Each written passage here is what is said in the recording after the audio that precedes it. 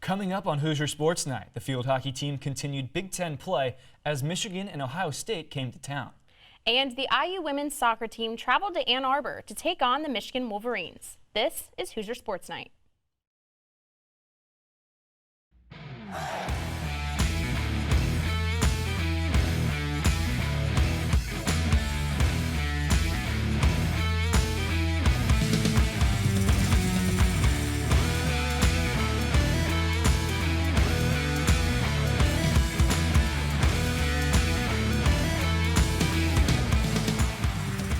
Hey everyone, welcome to Hoosier Sports Night. I'm Maxwell Glenn. And I'm Meredith Struing. It's crazy to think that's been 5 years between the two of us and we haven't anchored together. I know, but we're coming together tonight. Yep. We're both wearing pink We've for got the pink Breast tie Cancer Awareness Month, October. And you know what? We're chock full of sports updates tonight. So let's go ahead and dive in. All right, let's see what our reporters Ethan Duramo and Jevin McCoskey have for us on the busy weekend at the IU Field Hockey Complex. The Hoosiers came into this weekend with a 4-3 record, 1-1 in conference play, and played the Michigan Wolverines on Friday and the Ohio State Buckeyes on Sunday. In the Hoosiers' first match of the weekend, they battled against the number 9 Michigan Wolverines, where they were defeated by a score of 0-5. The Hoosiers struggled to find any offensive momentum and were outplayed on the defensive side of the ball. Goalkeeper Sachi Ananias played a good game, having an ample amount of saves despite the final score. On Sunday, the Hoosiers took on the Ohio State Buckeyes. The Hoosiers played a fantastic first half defensively as the score was tied 0-0 at halftime. Senior midfielder Kelsey Geis had both goals for the Hoosiers today to give her a total of 4 on the season. The number 18 Buckeyes would go on to score 6 goals in the final half, 3 of them coming in the final 5 minutes of the game. The Hoosiers would lose 6-2, taking their record to 4-5 with a 1-2 record in conference play. I think that we obviously still have some work to go, but I think that we're getting there, and we've definitely held them off for a longer period of time. It was 0-0 for the first half, and we worked really hard in that area all throughout practice this week. The Hoosiers will be back in action against Penn State this Friday at the IU Field Hockey Complex. For IUS TV Sports, I'm Ethan Duramo alongside Jevin McCoskey. Big Ten play continues Friday as Penn State travels to Bloomington. Indiana will try to break their 5-game losing streak versus the Nittany Lions. Another Big Ten matchup for Indiana women's soccer and another opportunity for growth and improvement. After a postponed game against Michigan State due to lightning earlier in the weekend, Indiana set their sights on the Michigan Wolverines on Sunday. The game in Ann Arbor followed the same trend as many of Indiana's prior games, with the squad struggling to find the back of the net despite several close opportunities. IU was only able to post 8 shots compared to Michigan's 22. In the end, the teams played two 10-minute extra periods, but 110 minutes was not enough for either team to score. The draw was IU's first Big Ten Conference result of the season, with the 0-0 tie against the conference's top team. Coach Erwin Van Bennenkop was happy with his team's performance, especially on the defensive side. IU moves to 4-5-1 on the season and 0-2-1 in conference play. IU will have to work on finishing their scoring chances as they remain goalless in Big Ten play. After Indiana faced Illinois last night, the Hoosiers returned home Sunday to face Minnesota at 1. After a 1-0 victory over Sacramento State, the Hoosiers began a 2-game road trip. Their first stop was in Illinois. Indiana opened scoring with a goal in the 37th minute by Maloon Gumbale. Northwestern quickly answered with a goal 3 minutes later, but the Hoosier defense locked Northwestern down for the rest of the game and didn't allow a second goal. On the offensive end, the Hoosiers saw more action from freshmen as Josh Penn netted the second goal for Indiana in the 58th minute, and Aiden Morris drilled his first career goal in the 66th. Gumbale assisted on both of those goals. Freshmen accounted for every goal and assist in that match. Well, the road trip continues with another Big Ten opponent. Next stop, University Park. Penn State and IU will face off on October 6th before the Hoosiers head home for a ranked match versus number 19 Kentucky. And moving on to Indiana volleyball, they opened Big Ten play with 2 losses to ranked opponents over the weekend. Our Dante Cartagorian has more. Thanks, Dante. Big Ten play continues this weekend for the Hoosiers. IU will first face number 18 Illinois, followed by Northwestern. Both matches will be held in Wilkinson Hall. Well, when Hoosier Sports Night continues, Drew Frey and Stephen Walker talked with Logan Justus and tested their kicking skills on the field. And fall ball action may be coming to a close for IU softball, but the team hit it out of the park this past weekend. You're watching Hoosier Sports Night.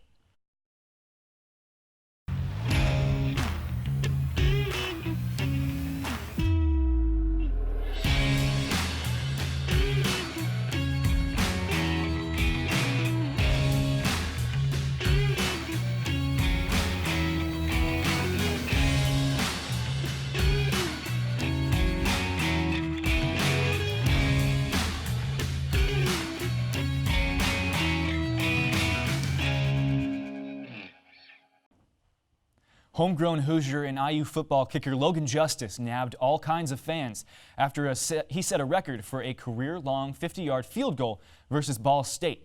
You can add IUS TV sports reporters Drew Frey and Stephen Walker to that long list of fans after they caught up with him earlier this week.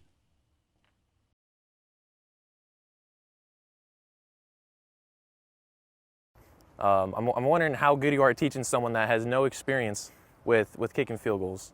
And see, so I think just basics, like what do you go through when you're kicking, like to prepare yourself? What's your kind of routine to get ready? So like the steps back are 3 back and 2 over, but like in a mental standpoint, just kind of finding like where I want to aim to, and just really just fundamentals. You can't overthink.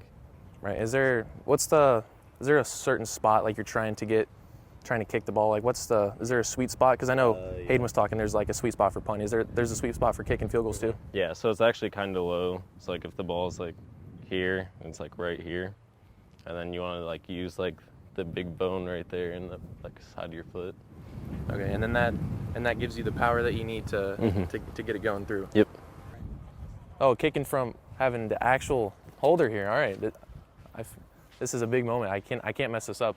I mean, this is their jobs. We're having fun, exactly. You know. All right, so now I'm gonna attempt an extra point. So all right. So you said right about down here is where I'm aiming for. Yep. All right, and then that's where right up here. Yeah. So like right. So right there. So I'm gonna kind of come from the side, kind of. Yeah. So like you'll have your foot like sideways, sideways, and then your left foot straight. Okay. And you're not worried about me kicking a hand or anything. If anything, I'll just go for more turf. Oh! Close. Little left. Shanked it just a bit. That's not what you want to see. Yeah, so Drew's gonna step in. Were you watching? You understand? You got all the things? You're not gonna do the walk up? All right, here we go. Oh no. You know, It was straighter than mine, so I'll give you. It was about as straight as it can get, but it was nowhere close.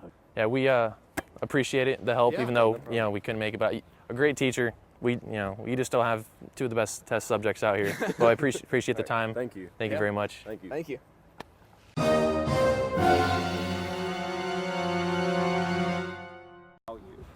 Let's see if the teaching here pays off.